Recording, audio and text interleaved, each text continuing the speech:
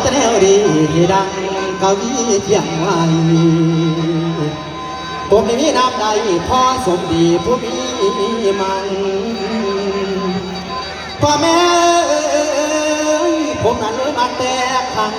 สร้างเท่าพ่อแม่มานี่แหละเด้อแม่ป่าเมียพ่อใหญ่สมดีเป็นเศรษฐีเข้มขัดแต่นี่เดียวเลือทางแต่ว่าใจยังหัวอำดานเพื่อบ้านเธอทานบังเอิญบาดเพียยันเสียหน้าดอกคูเขาส่วนว่าลูกและเต่ากับพี่แต่เป็นหินผัวมันตายไว้ชนแต่โดนพี่พูดน้อยสงสารบุตรีคอยเอกาละไว้ว่าอันความถูกต้องกระทันมันจะเอาไปสอนเป็นไม้ดอกดังดังสวัสดีทุกท่านผมซื้อมาดอกคำทานเบียดและน้ำก็มีเหตุว่าสิเศษกลายเมือเป็นลูกเคยแสนซื่อเป็นเอกคือหน้าบ่สวงสุราเมทั้งปวงท่านได้ชิมต้องเรียบร้อยเพราะตัวคอยดอกบักโมส่วนพ่อเฒ่าแม่เฒ่าโอขี้ที่เหนียวตั้งภูมิละสักตั้งสาวมีนอปา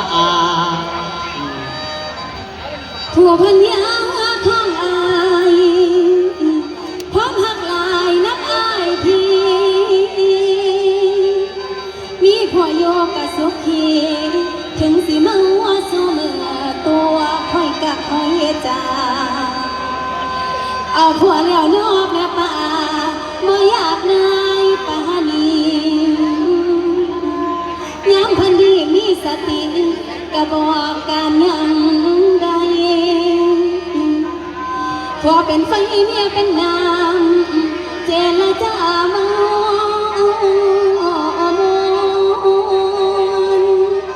ขันบอกคนบอกคนย้ำบ่เมาจังคอยเบา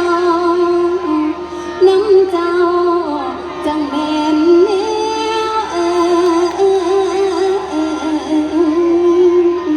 นอพี่กินเรานายเวทีฮะกินเรานายเวทีไม่ได้กินนาเวทีกินทั้งเวที พอสมมีภูมิล้นฐานะตนนั้นด้วยมา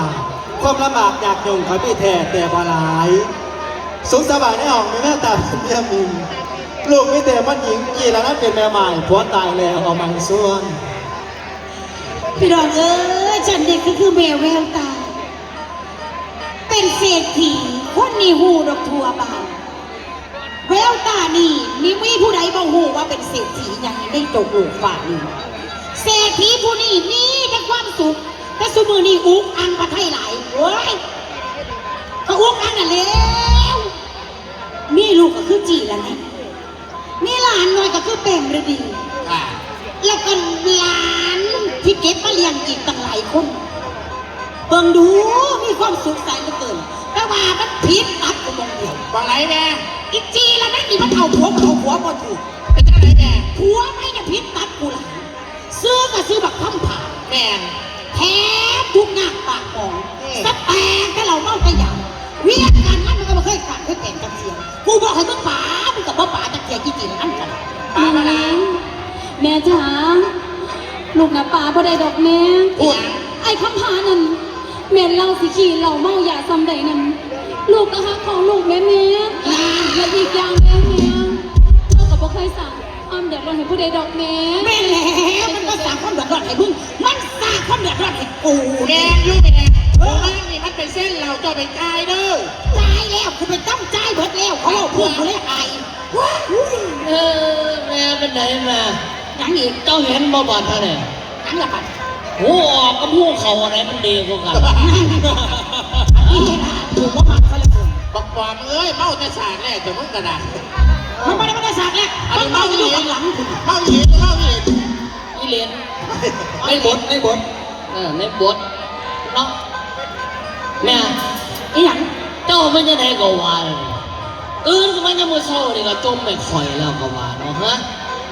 เที่ยงนี่ก็จมโอ้แรงมากนี่ก็จมมันเป็นจังไหนเนี่ยบางคำอ่านในเฮ็ดเวียกเฮ็ดงานในเจ้านี่มันเป็นจังไหนเฮ็ดเวียกเฮ็ดงานเฮ็ดไทยเฮ็ดนามันแล้วจะเบิดจะเลยเนี่ย เฮ็ดเวียกเฮ็ดงานเฮ็ดไอ้เฮ็ดหน้ามึงไปเฮ็ดตอนไหนกูถามมึงก็ดูมึงจะมาคุยขี้เฉวอยู่นี่กูไปเบิ่งมาแล้วไอ้หน้าน่ะบ่มีหยังเปลี่ยนแปลงเลยฝนตกแว่คันแท้ขาดมึงก็บ่ค่อยไปเฮ็ดมึงจะมาคุยอยู่นี่มึงจะมาอ่าน